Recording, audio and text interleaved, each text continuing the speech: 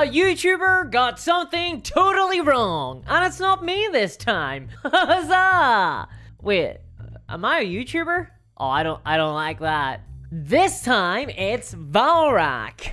Oh, we're getting spicy today, folks. Yes, this is a response video to Chapter Master Valrak, the internet's resident Space Marine hype man who dedicates his online presence to a particular brand of mustard-colored Power Man. He recently released a video, and I think he's totally wrong in his conclusions. And you know me, guys, I can't resist. It's like an itch at the back of my tonsils. Now, I'm gonna be honest, I don't really watch Valrak's content very often. He seems like a nice person, and he often puts out a lot of content detailing his excitement about the latest Warhammer release. That's fine and cool. I make similar content sometimes. It's just his is more successful. And I don't want to come across as mean to Valrak in this video, but I get that doing a response video comes implicitly with that risk, especially when I disagree so profoundly with him on the central topic. And while I wouldn't normally do a response video, Valrak explicitly requested responses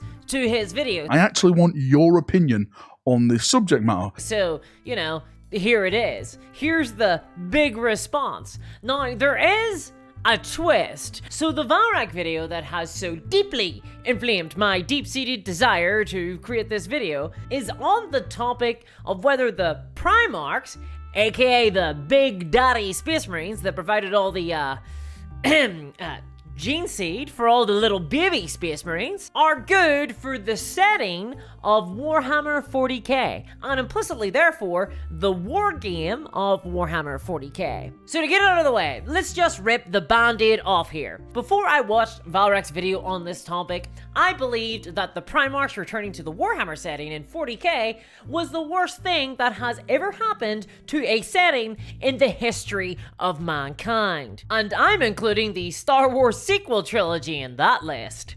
I know that might sound extreme, but trust me, it's not. That was my emotional, instinctive reaction to the question of whether or not the Primarchs are ruining 40k. But Valrak's video made me question that reaction. I think I've completely changed my mind on the topic, and actually, whether you like Primarchs or not, I think this video might make you think about them completely differently too. And if you're someone who hasn't been enjoying Warhammer as much over the last 5 or so years, maybe this video will help explain why. So yeah, I really wanted to do this video. So here is Valrak's video, and it is titled, "Are the Primarchs bad for Warhammer 40k?" And this is obviously a question that has no objective answer, but it's kind of fun to talk about, mostly because it inflames a deep passion within me. For context, Valrak's video is 11 minutes and 15 seconds long, and he spends roughly a third of that video simply soliciting opinions of viewers. In contrast, my response video is however long this ends up being, but at time of writing, I've written a maddening amount of words, so I hope I've managed to edit that down substantially by the time of recording. Spoiler alert, I didn't. So my editor's gonna have plenty of work on his hands. So let's get into the video. So the first thing that Valrak does in his YouTube video is lay out the context of the Primarchs, and he mentions that Magnus returned in 2017, who was then followed by Mortarion, who returned as well. They were followed by Rupert Guilliman, who came a little bit later. He was a loyalist Primarch, he was still loyal to the Imperium, and likely following him, there'll be more Primarchs like Rugel Dorn and Lionel Johnson. And since those Primarchs have come back, the setting, according to Valrak, has epically changed. So in this video, Valrak is pretty explicitly in favor of the return of Primarchs to 40k. This is unsurprising if you know anything about Valrak. I mean, his YouTube handle is Chapter Master Valrak. The guy really likes Space Marines. And he spends the first half of his video talking about why he thinks that the Primarchs are good for Warhammer 40k. But because we're kind of wild over here on the Discourse Miniatures channel, I want to deal with the second half of his video first. first, because Valrak presents his arguments against the return of the Primarchs in the latter half of his video, and I take less exception with the points he makes in this part, so I can deal with them relatively quickly. So let's keep the really spicy stuff for the end, and first look at the problems that Valrak identifies with the Primarchs in the Warhammer 40k setting. Right after I tell you about today's sponsor, Dragon Trappers Lodge. I am very excited to say that this video has been sponsored by the Dragon Trappers Lodge, as this month they are releasing over 75 STL files for only $15. And the theme is the Children of the Flame. This is a fully playable army that is compatible with both Age of Fantasy and Grimdark Future from one-page rules. The focus of this faction is on elite soldiers, and I absolutely adore these miniatures. They are incredibly cool. Do you want Dragon Men with sniper rifles? Well, you got it. Dragon Air Troopers with Tommy guns? You got it. Giant dinosaurs with massive cannons on their back? Oh buddy, you got it. Seriously, there is so much variety here, including some terrain. I'm loving the mix of fantasy with technology. It just speaks to me. You really need to check these out, and they're not just STL files. Dragon Trappers Lodge even sell physical miniatures that you can get shipped straight to your door. You can check out the army rules totally for free, and even pick up the full army by signing up to their Patreon or picking things up individually from their My Mini Factory page. Check out the links in the description below, and thanks to Dragon Trappers Lodge for sponsoring this video. So firstly, the main disadvantage that Valrak identifies with Primarchs is that they're too strong for Warhammer 40k. Valrak claims that Games Workshop have written Primarchs in such a way that only Primarchs can kill other Primarchs.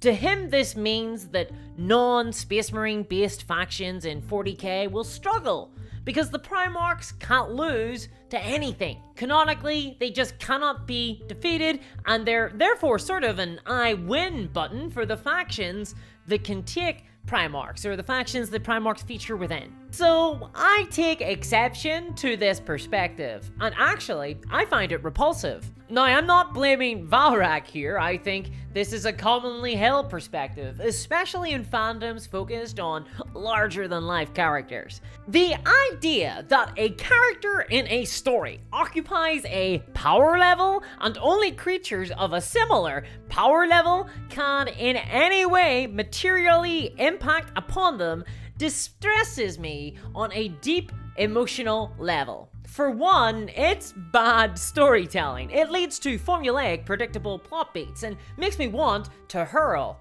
It also engenders in readers this false notion that people can't suffer bad days or twists of fate, which ultimately forces writers to continually reproduce the same safe stories again and again, as the fandom become overly attached to individual characters to the detriment of the overall narrative. Light spoilers for the Injustice comic here, but there is a moment relatively early on in that series that completely enraged most of the comic fandom. In issue 16 of the Injustice series, Damian Wayne, aka Robin, in a fit of anger, throws a baton at Nightwing, aka Dick Grayson. Dick is taken off guard and is struck on the head. In a moment of weakness, he stumbles and falls awkwardly, breaking his neck on a rock, dying in front of Batman's entire rogues gallery and the Caped Crusader himself. To put it lightly, this is a shockingly mundane way to die in a comic. Typically, deaths in a comic series are the culmination of a character's arc, but not here. Here, it's incidental. And just panels before, Nightwing was effortlessly defeating supervillains. How could he die from a simple fall? But this happens, right? Most deaths in the home occur as a result of falls and accidents. People fall over and hit their heads on pavements all the time. But from the power level perspective, Dick should have, I don't know, backflipped over the baton and given Robin a shit-eating grin. And it would have made for a far less interesting story as a result. This is basically my way of saying that I wouldn't mind if Rupert Gilliman was shot by a sniper because his hubris caused him to not wear a helmet that day. Or if Angren fell into, I don't know, a huge pit of lava and just died. This wouldn't upset me, and I welcome stories that upset expectations. There is a value to that flexibility of storytelling. Also, there's an example in The Wire, but I don't want to say it because it's a massive spoiler. Just, you should watch The Wire, just generally speaking. But even without all that, even if we agree that Primarchs are incredibly strong and they have bad days or suffer twists of fate, that still doesn't mean that they're too strong for the setting or to include. Obviously, Warhammer 40k has some insane power levels, even without the Primarchs. We can imagine scenarios where Primarchs are killed by things other than fellow Primarchs. A big enough rock, for example. Like, seriously, like a really big rock. Or perhaps a planet exterminatus. And other factions can compete with Primarchs. Remember, Games Workshop control everything. They can give Primarch power level stuff to other factions. This is the type of problem that we in the biz like to call a non-issue. This can be solved by selling a bigger orc and describing him as strong as a Primarch. Easy peasy. Hell, they could even go wilder than this. They could make one of the missing Primarchs be assimilated by Tyranids. And maybe the other is super into the greater good and hangs out with Ty these days. I'm not saying that these are good ideas, by the way, because let's be clear, they're not. I'm just saying that it's not impossible to imagine them occurring, and they would easily solve this problem. So sort of related to this, Valrak also touches on the tabletop wargame of Warhammer 40k. He talks about certain army lists from 8th edition Warhammer, where the double-team Primarchs of Magnus and Mortarion terrorize tables everywhere. This, to me, isn't really a Primarch problem. It's just how 40k works. There are always busted lists in Warhammer 40k. I remember back in 4th edition where veteran guardsmen with melta guns would drive around in Chimera transports melting everything, and it was a huge problem because they were so cheap and efficient. The correct response to that balance concern wasn't to simply remove transport games or melta guns or veteran guardsmen from the game. The issue was just one of implementation. They simply needed to be balanced. And tabletop miniature wargame units can be balanced and changed. This isn't an intrinsic problem to Primarchs. It could happen if Space Marine captains or Leman Russ battle tanks or Tau pulse rifles were particularly strong for their points cost. It's not a good argument to prevent all of those things from appearing on the table. Also, just because Primarchs are powerful in the lore doesn't mean that they have to be particularly imbalanced on the tabletop. Off the top of my head, Games Workshop could just simply make them, I don't know, super expensive, overcosted, and inefficient, and simply not worth the points. Plenty of units in 40k already occupy that space. What's a couple more? Besides, it's not unusual for powerful characters in the fluff to not be accurately represented on tabletop. Look at the entire Space Marine faction. They have never accurately represented their power level because we understand that we're playing a game and that this means that there must be, for the sake of balance, some concessions to those requirements. So I don't think the tabletop game should prevent the inclusion of ultra powerful units like Primarchs. Next up though, Valrak raises his most compelling intentional argument against Primarchs. He claims that they ruin the myth and mystery of Warhammer 40k, and I can only agree with him on this. It's fair enough that people enjoy the Black Library stories that flesh out the Warhammer 40k setting and background, but for me, I find that being told everything and having all of that information fleshed out kind of undermines the setting, pretty severely in fact. It reduces my ability to speculate on the past, it colors in areas of the map where I'd prefer there to be dragons. The Primarchs originally were intended to be distant, unknowable myths, larger than life figures similar to that of a Greek pantheon of gods. They were characterful, but from a distance. The Primarchs are a huge part of the origin myth of the biggest Warhammer 40k faction, the Imperium of Man. When they get fleshed out, we learn more about why the galaxy of 40k looks the way it does. And to be frank, often I find the answers unsatisfying. Okay, so there we go, that's the easy bit. Now I hope you're strapped in for the spice, because we are now ready for liftoff. Valrak really likes Primarchs, and he's open about this in his video, and you can tell that his heart is truly in arguing about the supposed advantages to their introduction to Warhammer 40k. And to support his perspective, he anchors his rationale in 5 main points. His first argument is that he likes Space Marines. Space Marines are good, and Primarchs are bigger Space Marines. Therefore, Primarchs are bigger good. It's hard to fault the logic here.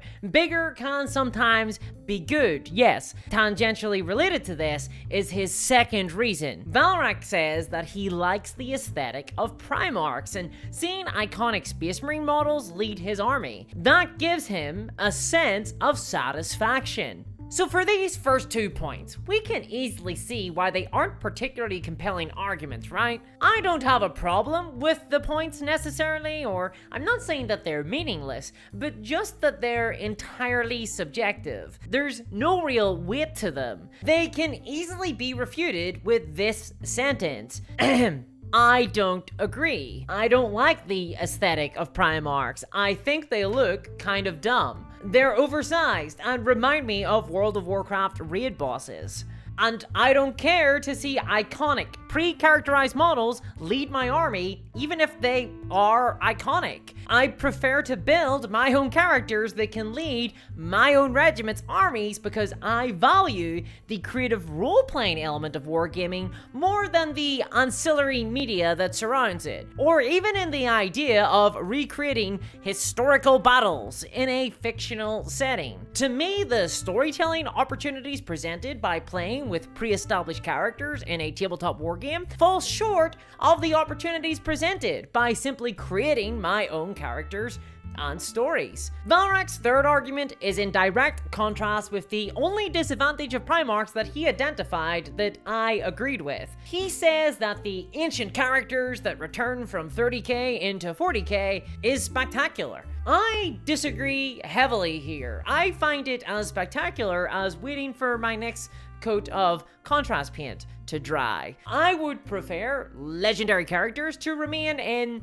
well, legend. There's a common saying that you should never meet your heroes, and I think they're right, because Primarchs are just kind of lame when we get to know them. Valrak also says that the connection to 30k is important, because Space Marines are big aspects of 30k, and that is, quote, epic. Valrak says, big battles good. I agree that big battles are good, but I disagree with the contention that Space Marines need to be central to the 40k setting. In fact, I would go one step further. I think they're positively one of the least interesting parts of the setting, and they do a lot of harm to it. So yeah, I don't think that the connection to 30k is particularly important unless you are extremely interested in Space Marines. Now, I understand that most people are, but I would contend that this is a sort of self-perpetuating cycle. I think there's tons more opportunity for stories in the 40k setting from the perspective of other people like the Imperial Guard, the Tau,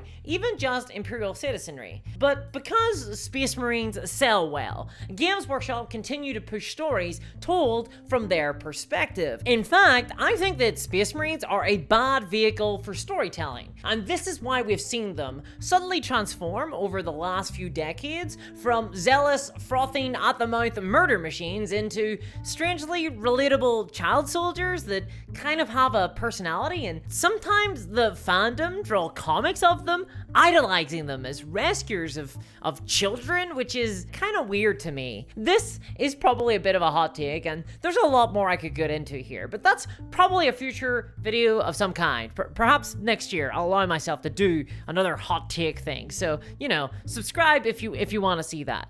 By the way, I'm not saying that there aren't stories told from perspectives other than Space Marines. I'm just saying that Space Marines get a lot of stories, and I disagree that they should be central to 40k. Now, probably the most compelling argument for me that Valrak raises in favor of Primarchs is that they make for a particularly impressive capstone on a wargaming project, and that this has value if you're hobbying with Warhammer 40k models. This is a pretty interesting position, because I do agree that capstones to army projects are very fun, extremely motivating, especially when you're 30 Space Marines deep into your 2,000 points army build that you were forced to buy. Capstones are great because they can represent a moment in time in a hobbyist's career. They're neat, is my point. They're neat. I don't agree, though, that Primarchs are particularly good capstones. I'm not saying that they're bad, but just that they're not very special to me. I don't think they're any more unique than any other named character, or even general/leader miniatures,